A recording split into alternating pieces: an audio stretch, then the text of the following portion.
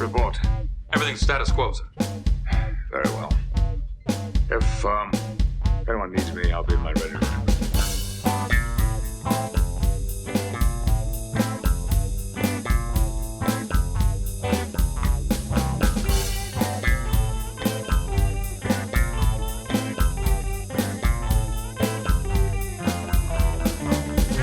Hello, and welcome to the Readier Room, the only, longest-running, funniest, finest, and best-looking Star Trek The Next Generation rewatch podcast. Every week, we're bringing you behind-the-scenes stories of the episodes that made the series, the Star Trek The Next Generation, what it is. My name is Mitchell Mells, Chief Consultant of Services at Paramount, and with me is my life partner, Brandon Hobbs. Brandon, how are we doing right now? Well, doing a lot better now than we were yesterday, huh? With that cleric infestation. Right, just too many clerics was the problem. Too many. Quite the error. Yeah. No one ever really tells you just how difficult it is to get rid of them, either. Right. It takes a real kind of inquisition to rid oneself of clerics.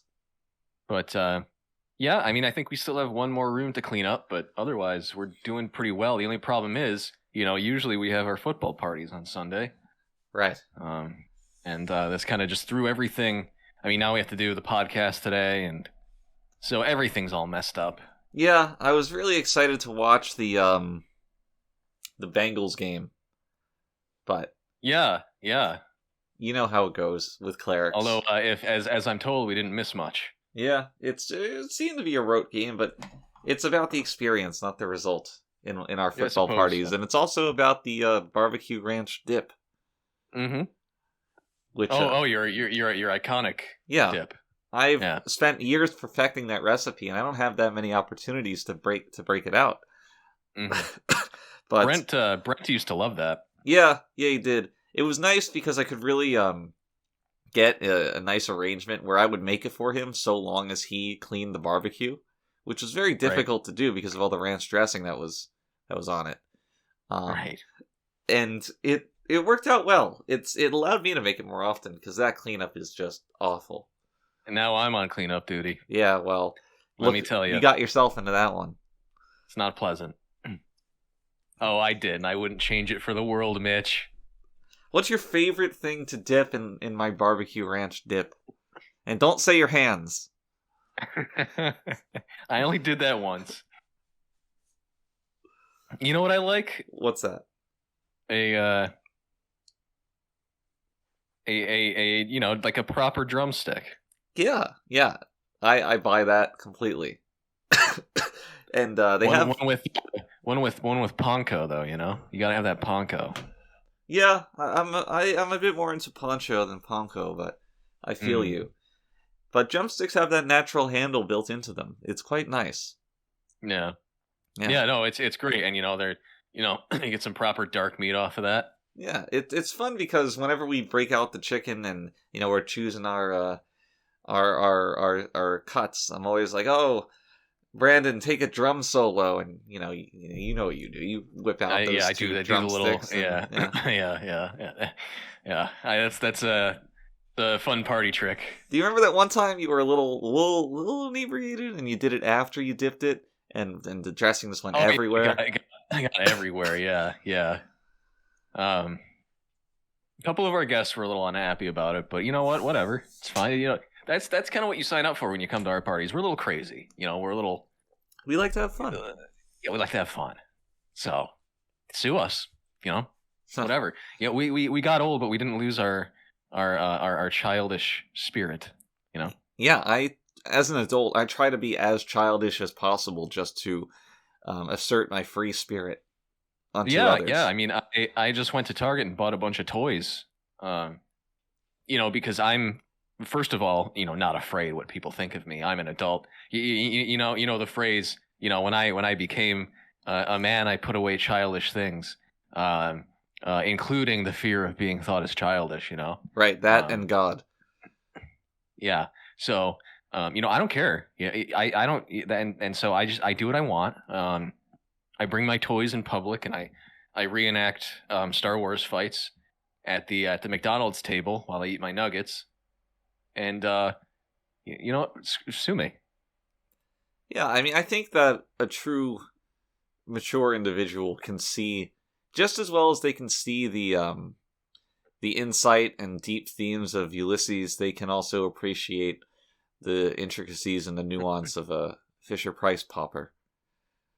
Oh, absolutely, absolutely. The that game where you have to put the shapes in the holes. Yeah, yep. That's a mind bender. Some of my most fulfilling times have been with Weebles, of all things. Just watching them wobble. Which one was we? Oh, the ones that wobble. Yeah, the Right. Weebles wobble. Yeah, But of course. Don't fall down, and They don't. for me the fun is in How do they not fall down? watching them and just trying to calculate the reason that they don't fall down. Right. It's nuts. It's crazy. It's crazy. So, we're big Weebles fans here. We're timeless. They're timeless. We're ageless. Yeah. And age is just a number, no matter what they tell you. Yeah, oh yeah, no, it is just a number for all kinds of reasons, of course. Exactly. And just because some of my friends also like to play with Weebles, there's nothing wrong with them being my friends. Right. Just, their age, a few decades, whatever. It's fine. Yeah, no, there's nothing wrong with going to a My Little Pony convention, and making friends there. Yeah. Trade Discord handles, do some chatting, make a server, make a roleplay server. Take a couple pictures. Yeah, trade some pictures. Yeah, do some voice calls because there's no record of that. It's fine. It's fine. In other news, we bought a new toilet. We did buy a new toilet. We bought a new toilet. Predicated on the fact that it can flush down 56 chicken nuggets at once. Well, I wanted that because very often I eat roughly 60 chicken nuggets and I need something to handle the load. Right. Right. And I think we were all getting a little bit sick of you clogging the toilet with your giant voids. My mud pies?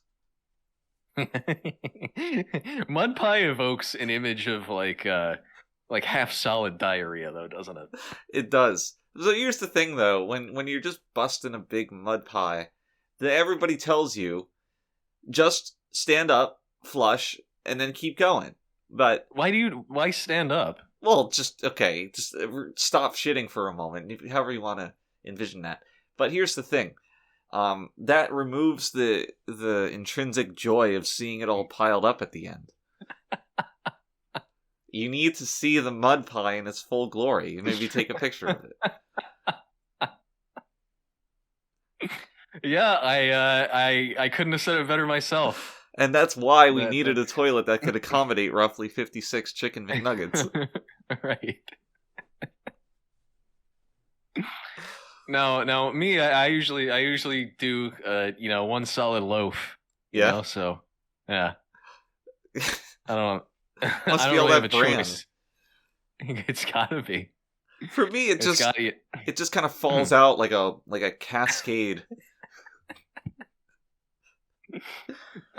Do you ever have those moments where you go and you're really feeling it? You're like, oh, I'm gonna be a big poopy, and you sit down, your pants are off, and you try to let loose, and instead of like the plop of solid hitting water, it's just like water hitting water, and you're like, did I urinate? What? What's going on in there? Absolutely. Or just like one little tiny round, like 1 centimeter in diameter shit comes out. A little pea pod? Yeah, a little pea pod. I've been there. I've been there. So we've been new. About BMs, I've definitely been new. We've been new. Hell yeah. Well, that's gonna do it for the BM discussion on this episode of the Readier Room. First for the Readier Room. It is, but it's a new recurring segment where we discuss our nastiest BMs of the week. And join us next time. If you want to see more of this segment, please write in the comments and we'll keep doing it. And we'll keep doing it even if the comment is negative. Yes. So if you write it and it's a negative comment, we'll count it as you responding, basically. And people are always less likely to write in about something that they're positive about, right? Nobody writes in positive comments; they just think them. So if there's no comments, I'll also take that as a sign of positivity. Yeah. So either way, right. Get ready for more of our BMs. And if you really enjoy it, you can slide into our DMs for some private BM talk. Some pictures, maybe. Yeah, that's actually some. That's on our Discord server. That's one of the channels. It's just, the title is Wicked BMs.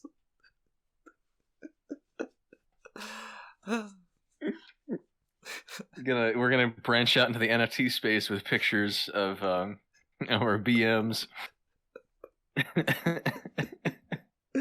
I if that doesn't work out, we'll definitely open an OnlyFans for it. The craziest looking one will have the most. We'll only mint one of them.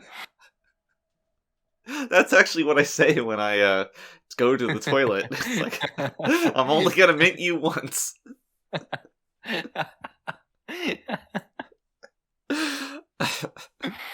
Oh, okay. Anyway, moving on. We have a question of the week, not related to BMs, at least not literally, perhaps metaphorically. We are a Star Trek podcast after all. Yes, and the correlation of Star Trek to BMs is not zero, but it's not super high either. Anyway, this week's question of the week comes from Arnold in California, who says, "Gut and tag, Admirals. I noticed the other day while trawling Wikipedia that Gates, that's Gates McFadden for anybody who doesn't know, directed an episode. Why did anybody let that happen? Perhaps you can all shed some light on that. I'll be back to ask more questions. Arnold." It's kind of an awkward one to answer, an awkward thing to talk about. It's also a little presumptuous that he thinks he'll be back. Yeah, I don't know where he gets that from, but maybe he has a high degree of confidence in his ability to ask meaningful questions. Otherwise, I don't know why one would say that. But I thought that this topic was more publicly known than it is, at least in the fandom. But that episode, which is in season 7, Gates didn't actually direct that episode. Around that time, if you look at the directing credits, like Frakes, Patrick, LeVar, they were all directing episodes, and someone suggested that one of the women, Marina or Gates, become a directress for an episode to in the name of equality, to balance out the sexes. So we gave them their swing at the plate, and really didn't work out. It was very, very not good. The creative directing decisions that they made were baffling. Both of them really loved extreme close-ups that were filmed in one take. And it was brutal. Like having to swing the camera around the sets to make that work. When half the time, like, they only had 3 walls. So it just, right. That was ridiculous. At one point, Marina insisted on filming a scene with no lighting at all. Gates wanted the editing to be done with dice to select what shots to use. It was wild. Eventually, we canned the idea. We're like, this isn't going to work. Let's just put Gates' name on an episode, and that will placate the women of the world. Think about it. Think about it. Think about it. Think about it. If you're like Arnold and you want us to answer your question on our Question of the Week segment, you can send us an email at the Readier Room or tweet at us at the Readier Room, and that's with a capital T and 2 capital R's, and we'll answer it. Or if Arnold's back, we'll answer his, to be honest. That's I don't know where that one's gonna go. If you know what I mean.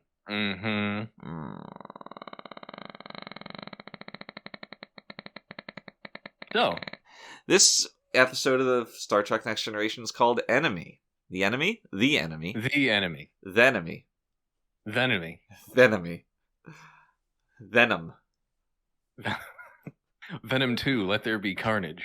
Is that actually the title of this episode? This episode of Star Trek: The Next Generation is called Venom 2, Let There Be Carnage. I think that's what it's called. Or There Will Be Carnage? I'm not sure. Let There Will Be Carnage. Let there William Riker be carnage. Ooh. Are you there, William Riker? It be carnage. Or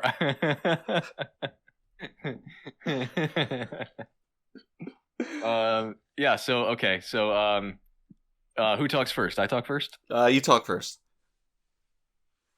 Good episode. Yeah. Good episode. It continues the trend of pretty damn good TV that season 3 has given us so far. I wasn't super on board with it at first because there's a lot of kind of just physically crawling around sets and in the dark. In the dark, yeah, and it's just not super interesting. But once the Romulan shows up, once the Romulan on the Enterprise shows up, that's interesting. Even though it seemed kind of ham-fisted at first, I think it became something bigger. Then once the Romulan on the planet shows up, then it really hits its stride, and I was like, okay, like this episode really is tackling something fun and interesting. Yeah, I agree with that. I think the most baffling part of the whole episode came in that 10 minutes of crawling around in the dark, where it shows Geordi fashioning climbing pikes for no reason. Nothing comes of that. And no, what do you mean? He climbed out of the hole with them. Did he? Yeah. I melded all of that together. Like, oh, he's in one dark set, he's in another dark set. It's in the same fucking set. No, yeah, he climbed out of the hole with those. Okay, well, fair enough, I guess. Which I like that we get to see Geordi's ingenuity here, but it was still a boring scene. Sorry to say. It was, and but whatever. It ultimately gets going, and once it picks up steam, it's a very, very compelling episode. Yeah. And this may be my bias too, because I never liked the genre of like guy gets stranded somewhere. You know what I mean? Mm-hmm. There's no, and that's why I like once the Romulan comes in, there's actual like character interaction. Because when a guy gets stranded somewhere, it's just him walking around, doing nothing really. Not a big fan of the movie Castaway. Definitely not. No. Although once the volleyball appears, then it starts to really pick up. Yeah, we're big Wilson stans on the Readier Room. Big Wilson. Big Wilson. Big Wilson paid us. He's... Never trust Big Wilson. It's just another one of those Big Wilson ploys. I really liked the Worf stuff in this episode. Yeah? Yeah, and not only did I thoroughly enjoy the concept, I really enjoyed where it ended. Absolutely, yeah, because you think it's leading up to Worf being like, oh, fine. Yeah. My duty as a Starfleet officer or whatever. But he's just like, no, I'm good. Nope. He's very principled in his racism. Yeah. Although I do recall Michael didn't really like the fact that Worf chose that. At least at first. He eventually came around to it, but I think Michael was more of the mind that Worf would choose to kind of honor his commitment to Starfleet over his personal grudges. Well, they have that in there. And when Picard talks to Worf near the end of the episode, Worf tells him, if this is an order, I'll do it. I suppose so. Yeah, it's just that Picard doesn't order him. Now, here's a question.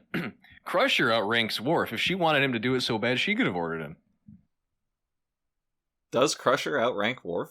Crusher outranks Worf. Yeah. What is Crusher's rank? He's like I'm acting sure, ensign, isn't he? No. Not Wesley. Yeah. What's Dr. Crusher's rank? I don't know. But it's I think it's right below Riker. What is the function of the Doctor having a rank? I mean, I think he had a rank in the original series, so I don't know. Does that justify everything? Yeah, it does. Yeah, because it was in the original series. It was the captain. There was Kirk, Spock, and Bones, and it was the like that was the trio. So it makes sense, just based on the legacy of the series, that the Doctor would kind of have a high rank. Now, right? Here's something. Spock wore a blue shirt in that series, but he was not a Doctor.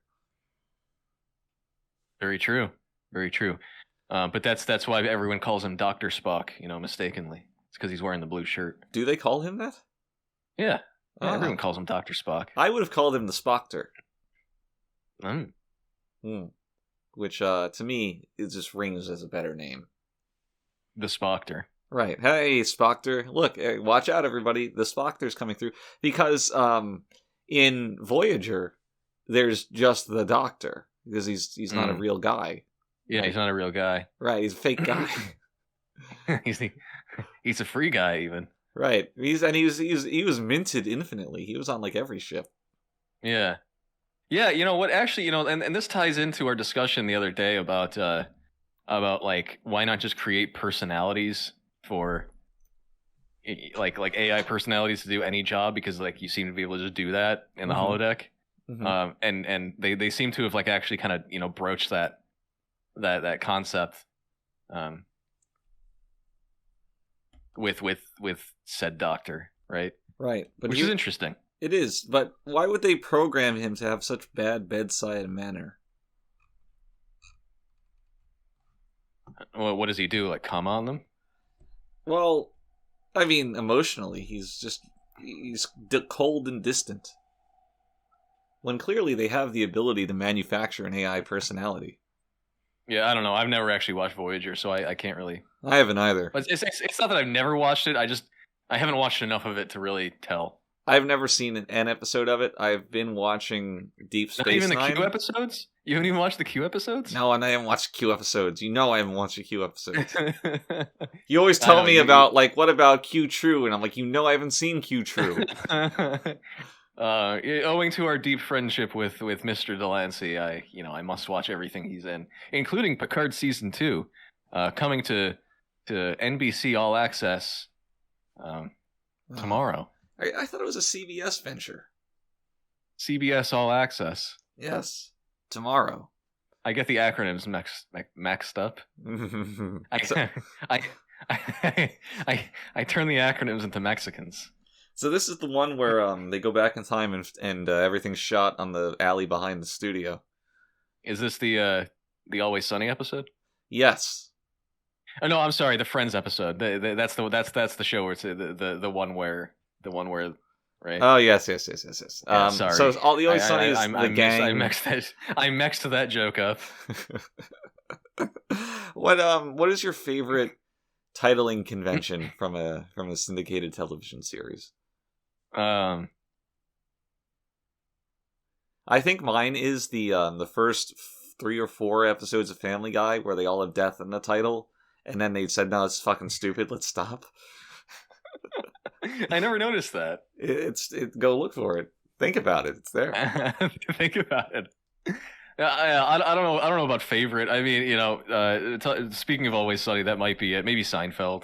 What is Seinfeld again? It's always the something, right? It's always the something. Yeah, it's just like really simple titles. Right. The Junior Mints, the Pilot. Yeah. I think that one's just called Pilot. The Pilot, and it's not about a guy who flew a plane. What's up with that? What's the deal with that? That was their 9/11 episode. the Seinfeld 9/11 reunion. Kramer pushing the stewardess's cart into the door to break it open, but he does it in like a physical comedy way.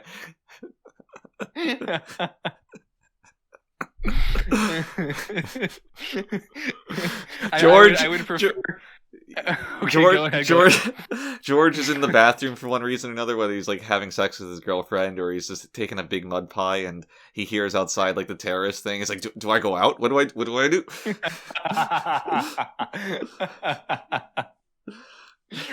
Jerry's sitting down. He's just throwing his hands up in the air. And he rolls his eyes. He's like, oh, "What?" He keeps trying to get to sleep, and like increasingly ridiculous things wake him up, like a baby, somebody reaching over him to grab a drink, terrorists, a guy holding a gun to the woman next to him. Can't you see I'm trying to sleep?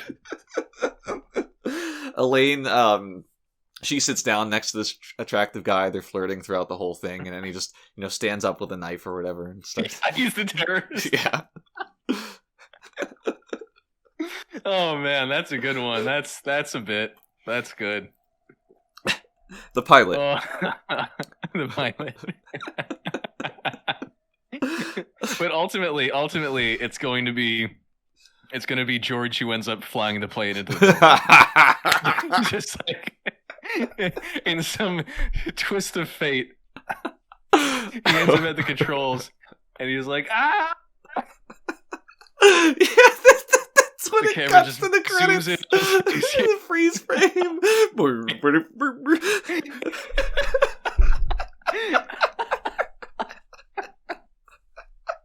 And then the next episode, everything's okay. Towers are still standing. Oh god. Oh man, I'm so Holy glad we shit. decided to do this Seinfeld podcast. Oh god. Oh jeez. Gotta. Thank God we talked about the Doctor from Voyager, otherwise we would never have gotten here. Oh man. Okay, so the enemy. Yeah,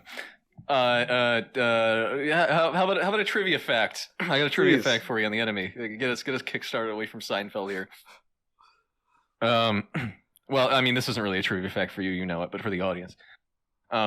So originally, like the original script, right, was it was going to be Geordi and Troy on the planet, right? Mm. And of course, the Vulcan, Bakra was going to be there as well, but it was going to be, those two and Bakra. And Troy was going to incapacitate Bakra in some way or something, while Geordi was distracting him or something. I don't know. But in any case, Troy had something to do. The problem is we very quickly realized this violated the unwritten rule we had already set for, 3 seasons at this point. Our prime directive. You might call it that. Our prime directive of not giving Marina anything substantive to do in an episode. She, generally speaking, must be sitting down for 90% of the time and not speaking for about the same amount of time. So we had to wipe that from the episode, and I remember when when she got the script, the final script, she lost it. She cried so much. It's weird And, to have someone be eye candy when they're relatively unappealing.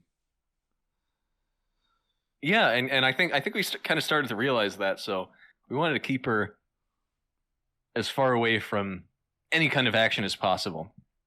Because we were finally coming up, finally doing well for ourselves. We didn't need Marina to ruin that. We didn't really need Marina for anything. We didn't need her for anything. And while we're on the topic, there's a scene, her only line in the episode. There's a scene after Picard talks to Tomalak? Tomalak, yes. Tomalak. Tomalak. Right. I almost, because I was thinking about this, I almost fucked up. Yeah. Because the original name in that version of the script where Geordi and, I want to say Marina, and Troy are both on the planet is Commander Tomahawk. Like the red people throwing hammer. And, Right. Right. And, we had that name because it was like, the Romulans are savages. They're that's where we got the name. But ultimately, at Tomahawk, a little too on the nose, a little too controversial. Yeah, was too on the nose. I mean, it wasn't alien enough, but I think we still kind of got our point across. Right. With Tomalak. The same phonemes are there, the same vowel sounds. And, absolutely. It's a very menacing name, Tomalak. Mm-hmm. Mm-hmm. They kill their own children. Right. Much like our native friends back home. Yeah. Tomalak uses every part of the bird of prey. Oh, I'm sure he does. Every part of the bird of prey. Yeah. So there's a line. So yeah. To set up the scene, it's Picard talking to Tomalak, and Tomalak is obviously doing this flamboyant, like friendly kind of performance, where he's very obviously hiding something. To anyone who doesn't have autism, he's hiding something. And they cut the transmission, and Troy turns to Picard and says, "There's great hostility behind that smile." Just you don't say. A version of Star Trek where Picard just says, "Yeah, I fucking know." Right. What do you think? I'm an idiot? Yeah, seriously, it's like it's almost like Troy has become. I mean, I know this is all for the convenience of the plot, but in canon, you could say she's become emotionally retarded. Just unable to read facial features and expressions, and because she relies so much on this vague emotion detector in her head. Her gaydar. Like, her gaydar. Actually, that might be a more useful power than what she has now. If Troy had gaydar. Could you imagine, like, Tomalak's on the screen, the transition cuts, Captain, he's definitely straight. Troy turns to Picard. He's gay, Captain. Proceed accordingly.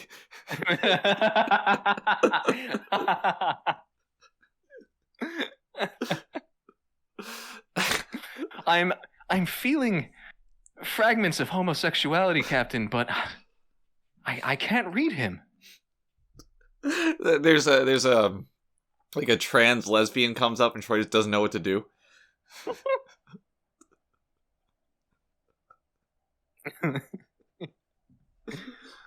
Oh God! All right. God. All right, Geordi's on the planet. Let's talk about this episode, like, for real. So there's a distress call. They go to the distress call. They have an away team. It's Riker, Worf, Geordi on the planet. Rare trio, I would say. Yeah. It's a very the Japanese call it a mezurashi kombi, right? Yeah, I think is a double entendre because that also means a rare convenience store. Mm-hmm. Yeah. Oh, yeah. That's absolutely right. Right. And through a series of events, they decide to just leave Geordi on the planet. This is after, in their as stated 2-meter visibility that they have, they all said, let's all go in 3 different directions and split up. Yes, it's all very convenient. Considering Geordi was able to survive on the planet for several hours, and the Romulans for even longer than that, I'm not sure why Riker and Worf decided to just kind of peace, Yeah, that's true. Or why it was so Picard denied Riker's request to go back initially. Right. Now, here's something. Star Trek treats radiation in such a strange way to me. Mm-hmm. Where it's just this omnipresent force. And yeah, it's not like an actual object, but it's like, oh, we're exposed to radiation for this amount of time, but not the limit, so we'll get better. It's like, oh, it was 2 hours and 50 2 hours and 50 minutes of radiation instead of 3 hours. Oh, you're fine. 3 hours is where it's really bad. Right. Yeah. But in this episode, it was like magnetism, right? Was it? Or something? Did I watch this episode? It's getting so much wrong. Like they may have said something about magnetic radiation or something. I'm not sure because it's just so ridiculous. But I know the issue was that, like, they were exposed to magnetic fields, like really intense magnetic fields, right? Yeah, I guess that makes sense. It seems like to be like an electrical storm on the planet. That's why, like, Geordi's visor stopped working and their sensors couldn't penetrate it. And they made a comment about not bringing data because he also would have been fucked. Yeah. So in any case, I don't think it's like radiation in the way that we understand it. Right. But it is weird that I mean your point still stands that does happen. Like people get exposed to this stuff and there's no permanent effects on them whatsoever. Maybe medbay can deal with that. Yeah, I think they have the same technology in the Fallout games. Just like a radiation sponge, you douse over your body. Right. Random thought: how can Geordi tell? Because we didn't talk about this last time. How can Geordi tell if a woman's attractive? I'm thinking right now, because this is a very good question. Well, he was he blind from birth? Blind from birth. So in that respect, his idea of attraction is just intrinsically going to be different. Oh, I suppose so, huh? Yeah. So I guess he doesn't. Maybe he like feels their face. Hey girl, let me feel that face. I want to finger the contours of your cheeks. I'm gonna have to feel your face. Here's a Geordi question. How do you feel about the wisecracking Geordi we see in otherwise Moment of Duress, where he's held at gunpoint by the Romulan, and he's like, "Oh, I got sand in my boots, and I hate getting sand in my boots." And he's like, "I'm gonna shoot you." He's like, "Oh, don't shoot me when there's sand in my boots." It seems in character. I don't know. Does it? Yeah, Geordi's always saying his little one-liners. Is he? Like even on the Enterprise when Picard's like, "Oh, I need this fixed," and he's like, "Well," like he always has some kind of like retort. I never really noticed that. I'm not saying that this is like extremely out of character for Geordi, but I guess I would say that it's more cringy than anything. Oh, some Reddit lingo, huh? Yeah. Do you? Well, have you ever heard this before? Where? What, Reddit? No, cringy. Yeah, cringy. I mean, yes, we have our own subreddit. Of course, I've read it before. Right. Well, that's why it's called Reddit. Oh, because I've read it. Right. And now, I mean, strictly speaking, until you've done so, it is Read It, but it's a much less popular pronunciation. Sometimes it's Will Not Read It. That's true. And sometimes it's Will Wheaton. In which case, we don't read it. I've never read Will Wheaton. I've left him on read. but that's about it, I suppose. Yeah, I don't have a problem with those lines. All right, fair enough. They really bothered you? They didn't really bother me, but I just, I wasn't charmed by them, I would say. I mean, I think it was kind of... I understand. It's kind of a moment of almost like desperation, hopelessness, and just like, like it's like a seriously kind of moment where it's like he climbed his way out of a hole, climbed across a fake rock outcropping with water pouring on him. They finally launched that probe. He saw it, and then he gets like hit in the fucking back of the head, and captured by a Romulan who's dying. So it's like it's kind of like come on, I understand where he's coming from there. So I don't know. It didn't stand out to me. Fair enough. Well, yeah. So they take. So, God, Riker and Worf go back to the Enterprise with the Romulan. Patak, I believe is his name. Props to you for remembering that. Yeah, of course. The Romulans are my favorite. Big Romulan guy? Big Romulan guy. So that's where Crusher discovers that, he has like brain damage. And, she's like, the same thing's going to happen to Geordi. And that's where our ticking clock comes in, because we can't not have a ticking clock. Right. It's the only way I know how to feel tension. Clock. Right. It was fine this episode, though. It wasn't too ham-fisted. No. I mean, it's when you present a clearly dangerous environment. Yeah. It's like, all right, I guess I can buy this being inhospitable. And you see the natural progression of the Romulan before Geordi, which makes it more believable. Yeah. Yeah, sure. Yeah, and I mean, what ultimately happens is, of course, Geordi starts to. I mean, he can't interface with his visor. You know, the Klingon can't walk anymore, or I mean, he can't feel his legs or something. The Klingon? He's I mean, the Romulan. Sorry, You were the Romulan guy. No, I'm sorry. I meant I was the Klingon guy. Big Klingon guy? I'm a big Klingon guy. Yeah, so you start seeing them break down.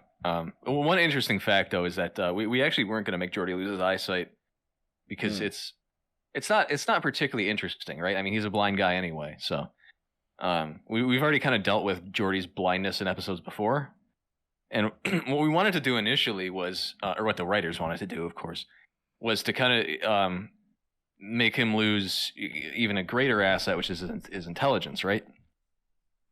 Yeah, that's kind of what Geordi's defining characteristic. Right. It's not his visor. It's how smart he is. Right. So yeah, we wanted him to kind of have to grapple with that on the planet's surface, and what was going to happen is, the more time he spent on the planet, he'd start to sort of lose his cognitive and motor functions. And eventually it would get so bad that the big climax of the episode would have been Geordi pacing around the cave and hitting himself in the head and screaming at Bakra to hand over his candy. And how do you come back from that, right? Like that's like there would have been a sting after that, and how are they going to get out of this one, right? Right. But LeVar didn't like this, and well, part of that LeVar was already kind of not really into this episode, right? So that was like doing that would have probably put him over the edge. Well, I remember he was really not into it because all the dark lighting and the dark sets made him impossible to see on the camera, and that's true. He was not cool with that. He really thought it sunk his Emmy possibilities when he wasn't even visible in half the shots. But the whole thing about the losing intelligence, there's some remnants of that left. Like kind of how that, I don't want to be too on the nose, but it's kind of, a stand-in for autism in a lot of ways. And the whole line from the Romulans' point of view, or rather later in the episode, about keeping defective children is also speaking to that theme. Right. So, that kind of, the theme wasn't so pronounced anymore, but it still stuck around. And the motivation for that was always going to be, I don't really want to go over this, but I guess. So Jonathan Frakes had an autistic son at the time, and the writers wanted to take Frakes down a peg, so they threw in this defective child line, they threw in this Geordi becomes an autistic child storyline, just kind of to take Frakes down. But I think by the point that we were shooting, Frakes had already disowned the child, so it didn't really end up mattering. And then that part got cut from the script, and Frakes' ego still stood above everyone else. It was unharmed. He's truly an unflappable man. I mean, I admire the ability to cut loose any of that baggage from your life without a second thought. Sure. Yeah, I mean, he's admirable to a degree. The one thing that can get him is if you question his testosterone levels. Right. And that's very difficult to write into an episode of Trek, where Crusher, Dr. Crusher, she waves that little thing across Riker. Your testosterone levels are dropping. It appears that they've always been this low. But that can't be. Frakes does that one look he has. Yeah. What are you saying, Doctor? You're a woman. Frakes goes to sit in a chair to think about it. He sits down, and instead of like swinging his leg over it, he just sits with his legs crossed. Oh boy. Good times. Where do we go from? So yeah, so there's this whole There's a hole. Geordi falls in it. there's this whole B plot about the Romulan on the ship is dying. Right, and he needs ribosomes, and the only one with compatible ribosomes is Worf. I do want to make this point. I think Gates said ribosome. Okay. So I'm wrong? No. It's supposed to be ribosomes. I think Gates said ribosome. Interesting. Is ribosome a thing? I don't think so. Hold on. Ribosome. Ribosome is something. Wait. No, I'm sorry. Rhyme Zone is a rhyming website. Rhymezone.com? Google said, "Did you mean ribosome?" And I said, "Yeah, I did mean ribosome." Rhymezone. Rhymezone.com. Actually, Rhymezone is a thing. Crusher calls Worf into her office. I need you to go to the rhyme zone. I need to find rhymes for these words. What is this? Because Worf is black? It's it's the only thing that will save the Romulan. Klingon does not rhyme.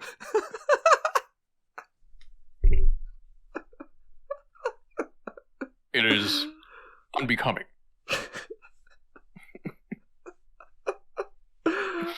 Hold on, I'm gonna go to Rhyme Zone real quick and see if there's anything that rhymes with Romulan. Alright. Bomulan. The top result is Tom Cullen. Followed by John Mullen. Well,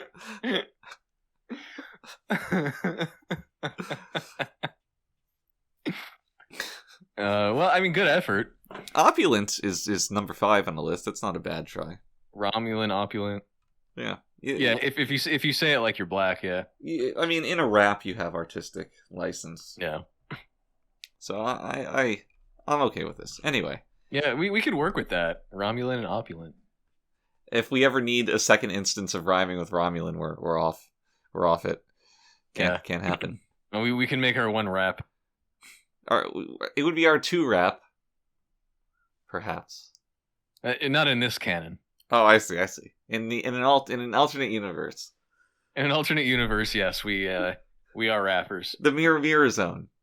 To a degree, yeah, where we both, where you don't have a beard. Actually, where neither of us has a beard, I guess. Right.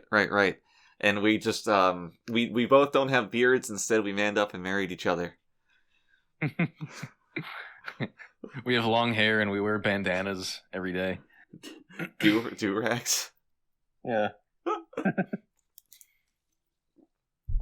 So, somehow we keep getting off topic. Yeah, somehow. Somehow. Next. Yeah. After that. I do want to note that Gates didn't cut her hair for this episode. She remember? She completely refused to. Right. This became a big sticking point. It was for the 5 days we were filming. I remember Rick just kept pleading with her to please cut her hair. I mean, by the time we started filming, it was kind of a moot point for this episode, but for the next one, but she kept saying something about how she didn't want to release her chakra or something. I don't know. But it was this issue. Yeah. Yeah. No, go ahead. Yeah. So the issue continued to the next episode. Yeah, but it was very awkward on this episode because, she'd keep screaming about chakra and the writers were screaming about bakra, and it just... Oh, yeah, it all kind of fused together. Yeah, it became this whole okra web. Now, it was really bad when we used okra in some of the dishes. Really became this whole thing. It was big. I mean, you remember LeVar couldn't keep Bakra's name straight. Right. Because of it. Yeah. It was either, it was always okra. Do a new chakra, take. New take. Yep. So, yeah, it was an issue, but and Oprah Winfrey was getting big at the time. Yeah. Just incidentally. That was dangerous. That was almost an issue. But yeah, so the next episode we just kind of had makeup cut her hair without her noticing, and she never said anything about it. I don't even know if she noticed. It was either that or a breaking of the spirit. Yeah, which usually involves well, let's not get into that. Well, you see in idol culture, whenever there's someone that's disgraced, they too must cut their hair. Right. Just something else to think about. Think about Right. that. Think about it. And being disgraced means talking to a man. Right. Which, it There's does. a lot of overlap between idol culture and Muslim culture, isn't there? There is. This is something for us to think about. Yeah, think about it. I'm thinking about it. I have thought about it. Wait, let's stew on that and get back to it next episode. I think there's a lot to discuss there. Send in your opinion for the question of the week. Yeah, so Jordy and Bakra and Bakra. So Jordy meets Bakra, and in the cave. all their scenes are basically them squatting in a cave as Jordy whittles down Bakra's steadfast willingness to die. Right. He says, well, we can get out of this. No, but you'll capture me. No, but you'll die. Oh, but I want to die. Oh, but do you? And it needed such a specific set of conditions that that Bakra needed to be assaulted by a pile of rocks first. A pile of styrofoam rocks. Yeah. I did kind of like that little dichotomy, though. Bakra was the eyes, Jordy was the body. Yeah, no, I mean, where it ended up was really cool. I really enjoyed it. It was a little bit clumsy getting there, just a little bit, but I did enjoy it, and I can't complain too much about it. I'm into it. Yeah, totally. And the Worf geez, stuff. nothing really happened this episode, did it? It was a lot of like moving around. Yeah, you got the Worf stuff, which is just a couple of isolated conversations, and you have the Bakra Geordi stuff, which is just them squatting in the same location, getting to know each other. It's like a first date. Yeah. And then I'm kind of disappointed Bakra never showed up again. Yeah, that would have been cool. And yet Tomalak shows up like 3 more times. Tomalak shows up a bunch. They have fucking Hugh show up a few times, but having a And here's the thing: there's an episode where Geordi is abducted by Romulans, and maybe you could do something with that. How him and Bakra had this relationship. Yeah, totally. Right. Yeah. No, that was a huge missed opportunity, and I mean, like, in terms of the way that the last Geordi episode really set up future episodes in a way that's interesting, this just does not, and it sucks. I just realized that we get 2 Geordi episodes in a row. Yeah. Yeah, we did. Interesting. It's pretty crazy, huh? Did these air in February? I mean, they must have. Right. I can't imagine they didn't. TNG always put black excellence on the forefront of its mind. We were the first. Right? We were the first to do it. Hell yeah. We did it way before Voyager did it. We did it way before Deep Space Nine did it. We did it way before Enterprise did it. Don't even get me started on Lower Decks. And we did it our way. We did it our way. So, Worf has a lot of discussions with his superior officers about giving that blood transfusion. Yeah, Riker, Picard, and Crusher. Yeah. So Crusher first, then Crusher calls him again, and she's like, I thought you'd like to see him die. I thought you'd like to see what you've done. And Worf's like, yes, I would like to see him die. This is the scene where you think he's just going to be like, okay, fine, I'll put my honor aside, and he doesn't. Which is great. That's really cool. It is cool. How do you feel about it being written with an easy way out, where the Romulan is also reluctant to be helped, which in the eyes of the viewer makes it easier to accept Worf's decision? Yeah, I'm not sure I like that too much, but it is how a Romulan would act. Yeah, it's consistent, but it's unfortunate that that's the characteristic. I mean, that's how both a Klingon and a Romulan would act. In that given situation, they would both be like, "Just let me die." Right. And I think as a viewer, I mean, if this is your first Trek episode, yeah, it might incline you to thinking, oh, screw that guy. But I think as someone who's watched enough Trek, I mean, like us, like most Trek fans, like if you've watched linearly up to this point, you're going to understand that the Romulan's kind of bluffing. Hmm. And there's evidence of that in the episode too, with Geordi and Bakra. Right. Yeah. Like no one really wants to die. So he's kind of bluffing, and that's kind of the point of throwing away your pride, is that when an enemy insults you like that, you kind of take the high ground and say, yeah, like I'm still going to help you, right? So I don't think at least an intelligent viewer would be too skewed by that. Well, you got to remember who you're talking to. Oh, right, we're watching Star Trek. Forgot about that. Well, no, I meant me. Oh. No, I totally get where you're coming from, and like there's an element of that for sure, but it's kind of a knee-jerk reaction.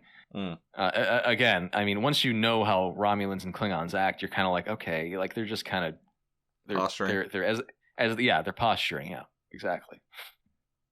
Yeah, I mean, I still liked that scene, and like I said at the very beginning of all this, I liked where Worf ends up, and that's a key step there. Of he's so set in that belief that there's no amount of emotional swaying up to and including the loss of life that's going to get him. Right, and I mean, even Picard calls him into his ready room, and he's like, "Oh, I will note that there is no fish in his tank this episode." Thank you.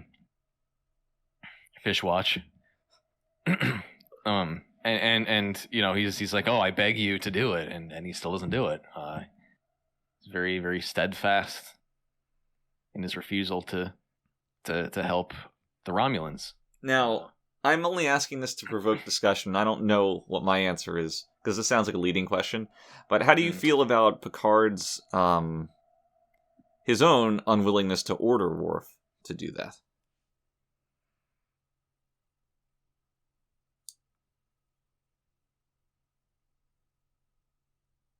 It almost seems like something that wouldn't actually happen. Yeah, I you think? Buy that. Yeah, I think Picard would order him to do it. Same. It's clear the fallout of the death of this Romulan, the political, I don't know, whatever ramifications of it is very clear, and Picard has done a lot in the name of upholding whatever he feels to be right. He's he condemned that whole planet to years of drug addiction or whatever. Right. Yeah. So it does feel like he's sparing Worf's emotions a little too much. And as Worf said, he would do it if ordered to. And Picard's not really one to mix business with, for lack of a better word, pleasure. I mean, he doesn't want to be friends with his staff. So, it was weird to me that he didn't order him to do it. And in fact, we could have still had a good episode if Picard ordered him to do it and Worf was pissed off about it, Right. And ultimately, it's not going to end up on anything, because that scene could have played out anyway, but the way that it was written was the Romulan dies right at the conclusion. There wouldn't have been enough time either way. And what so that could have been something. Picard orders him to do it, and the Romulan's already dead. Right, and then, they can't save the day, but they still have that lingering moment where whatever emotional ramifications come of that are still felt. Yeah, totally. And then you can still finish the episode in the same way. Right. Now, granted, TNG would never have, like, that amount of continuity of, like, character trifles with each other. So, it was never going to happen. But it could have. It could have. Sure. But, I mean, just for the sake of preserving Picard's character, I think that would have been the better choice. I agree. He's a lot more pragmatic than that. I agree. But insofar as Worf's character, I think I can't find a flaw with how this episode. No. That was a really good decision to make him just say, no, I'm not going to do that. I did like that. Yeah, and so the consequences of that are that this Romulan warbird is it was supposed to stay at the neutral zone, but the Enterprise didn't meet up with it because they're still trying to get Geordi off the planet. By the time they do get Geordi off the planet, the Romulan's dead. So the warbird meets up with them at the planet, flying into the neutral zone, which they're not supposed to do, and they're ready to fight. They're ready to fight. They still can't get Geordi off the planet. They got to put their shields up, but they can't transport people without shields, or with shields up. Just moving back to the beginning of the episode really, really quick. Just talking about transporting. There's this scene where O'Brien's like, I can't get a lock on them, right? I can't get a lock on Geordi, and Riker's just like, well, just do it. Why don't you just do it, man? And it makes me wonder, how much leeway there is in terms of interpreting transporter data to the point that you actually have to think hard about who you're transporting and where they are and how to navigate these magnetic fields and stuff. I mean, if O'Brien can't do it, he can't do it. Right. I mean, right? I mean, like, what are you gonna do? Well, this is coming off the last time that they had an order for O'Brien and Geordi, in which they said, here's this impossible task. I don't want to hear you say you can't do it. And they say, okay. And then at the end of the episode, it turns out they can't do it. Right. But yeah, anyway. Oh, we didn't talk about Wesley's contribution. No. To beaming these guys up. Neutrinos. Yeah, the neutrinos. And apparently this is characteristic of Wesley because Geordi sees the neutrino emitter and he's like, thank you, Wesley. As if no one's ever used that before. Yeah, I didn't quite get that, but sure. Whatever. Yeah, but there's not much to say about that, but that was kind of stupid. Maybe Wesley Crusher, when he's talking to Geordi in their off time, just keeps going on about neutrinos. When Geordi went to his room. Yeah. Yeah. Oh, we've been very deprived of people going to other people's rooms. Well, Worf went to Riker's room this episode. That's true. No one goes to Wesley's room anymore, though. No. I mean, once he reaches a certain age, it just starts to get this funk to it. It's a lot less appealing now that he's this old. Yeah. There's not really much to do there anymore. There's no toys, just posters of I don't even know what you could put in there. Wesley's got his poster up of Dirty Pair. There you go. Yeah, so long story short, they beam the guys back on the bridge, avert any kind of conflict because the Romulan's safe, and they tell the warbird they're gonna escort it to the edge of the neutral zone, and then at the end of the episode they just fly in different directions.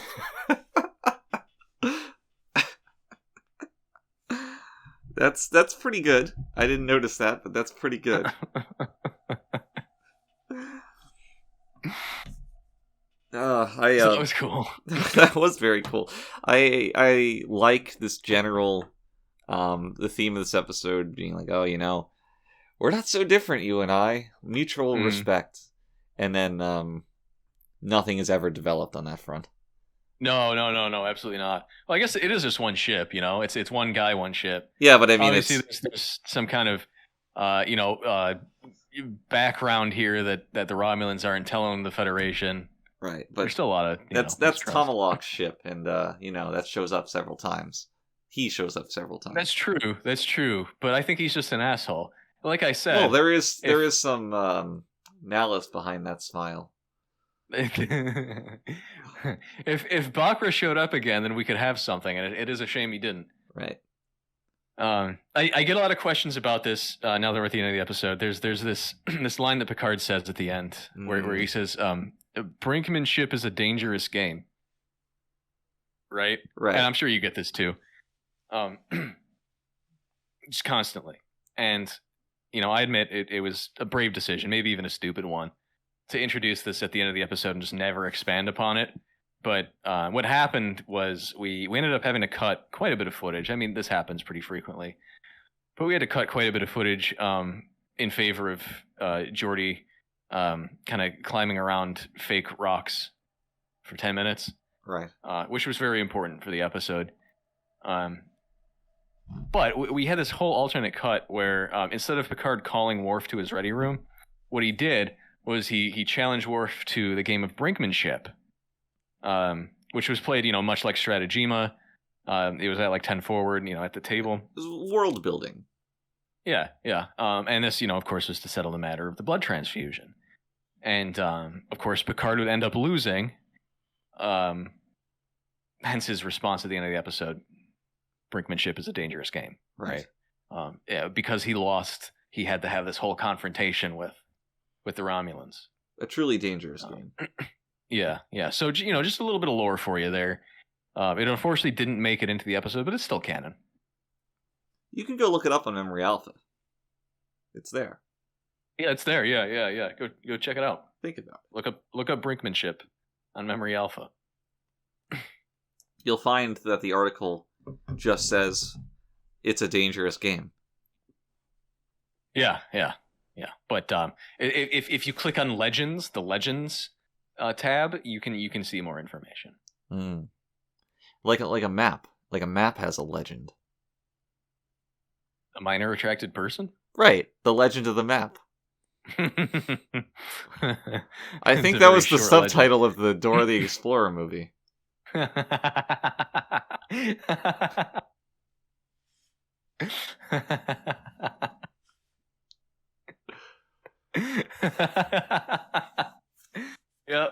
I think it was. So overall, I think this episode was great. It's good. I was into it basically from the second act onward. I was fully locked in, but it had two compelling stories. But the A plot and the B plot both had a lot going for them, and it kind of advances things in a way by making the Romulans more pronounced, which is also cool. Yeah, it was just incredibly solid episode, continuing the streak of greatness that season 3 is kind of known for. Yeah, definitely. I totally agree. It's I mean, I don't know. I don't really have anything really bad to say about it. Right. Which is kind of rare, and it's not that I even like this episode more than the ones we talked about, like, last week or the week before, where we had plenty to say about like how kind of silly it was. Well, I guess we had some things to say about this one, but it's a really solid episode. Overall, it gets a really solid out of 10. Mm-hmm. Do you have any trivia on it? I actually totally forgot about trivia. Hold on. Let me go to Memory Alpha. Our colleagues at Memory Alpha. Maybe I could think of a trivia for you. Oh yeah. I mean, maybe you could do that. Maybe I can. I'm thinking. Okay, so this is a very, very small bit of trivia. But earlier, I erroneously referred to the Klingon ship as a bird of prey, only to find out that was wrong when you said the correct name of it. So, for the trivia question of the week, what was I referring to with the phrase bird of prey? That's a Klingon ship, isn't it? That's correct. It's the Klingon ship. Yeah. Warbird is the Romulan ship. Which is ridiculous. Yes.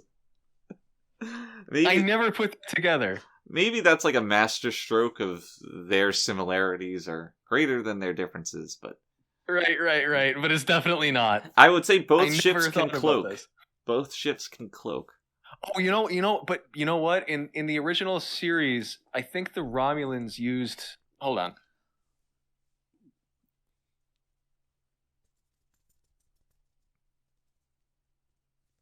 Holding. I think they might be both based on the same original ship.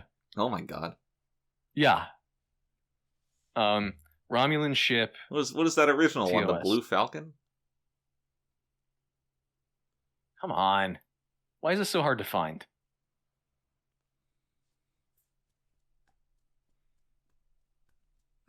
Okay, the D7 class cruiser was a 23rd century warship originally designed and used by the Klingon Imperial Fleet before being used by the Romulan military during the late 2260s. So the D7 class was, obviously in the original series, it had cloaking ability. Mm-hmm. And it was both used by the Klingons and the Romulans. So it does make a lot of sense that both of their ships would kind of deviate from that central point. Shared common ancestor. Yeah, exactly. So yeah, I guess it makes sense. Warbird, bird of prey, yeah, totally. Interesting. This is the most informative trivia we've ever had. It actually is, isn't it? This actually like makes sense and is kind of interesting. I'm Very into cool. it. Yeah. Good mistakes in the miracles moment. Yeah. Good job. Yeah. Well, then I guess that's going to do it for this episode of the Readier Room. Join us next week when we'll talk about another episode from Season 3. Remember to eat at Denny's, home of the Grand Slam. I can personally vouch that after eating at Denny's, one has just the largest mud pies ever. And until next week, everybody, please stay readier. The troublesome little man-child.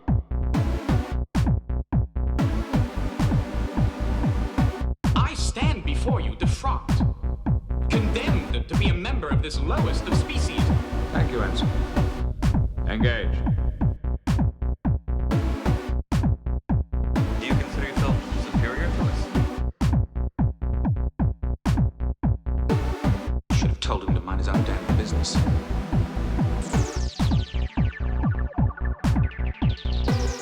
But I stroked the beard thusly. Do I not appear more intellectual? Computer, freeze program. Have you never dreamed of climbing inside the bottle?